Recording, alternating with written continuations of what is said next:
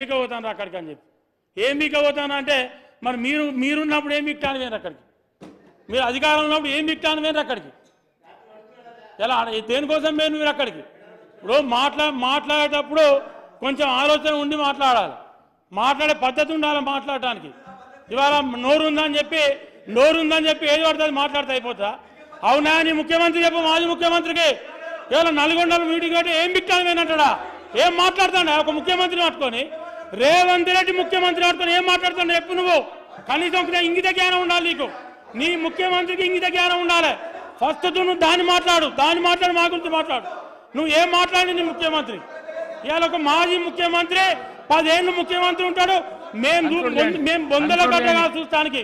మేము బొందలగడ్డగా చూస్తానికి కుంగిపోయినటువంటి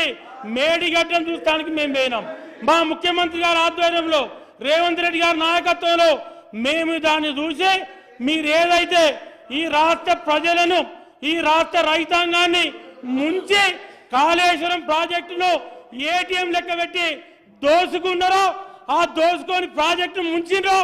ఆ ప్రాజెక్టును చూడడానికి ప్రజలకు తెలియజేయడం కోసం ఈ రాష్ట్ర రైతాంగానికి తెలియజేయడం కోసం మేము అక్కడికి కానీ మీ లెక్క నోరుందని చెప్పి ఇష్టం వచ్చినట్టు మాట్లాడలే మీరు నోరుందని చెప్పి ఇవాళ ఇష్టం వచ్చినట్టు మాట్లాడితే ఇక్కడ చూసుకుంటా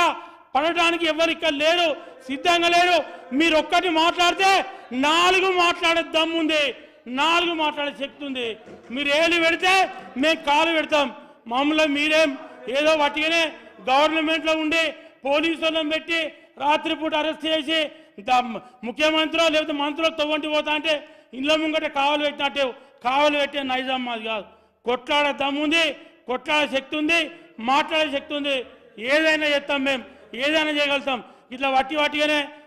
మైకును ముంగట పెట్టుకొని ఏదో ఉనికిదంపుడు ముచ్చట్లు మాట్లాడే అవసరం మాకు లేదని చెప్పి ఈ సందర్భంగా ఇస్తూ నాకు మాట్లాడే అవకాశం ఇచ్చినటువంటి మా పెద్దలు గౌరవనీయులు మా స్పీకర్ గారికి ప్రత్యేక ధన్యవాదాలు కృతజ్ఞతలు తెలియజేస్తూ ముగిస్తా ఉన్న పాయల్ శంకర్ గారు.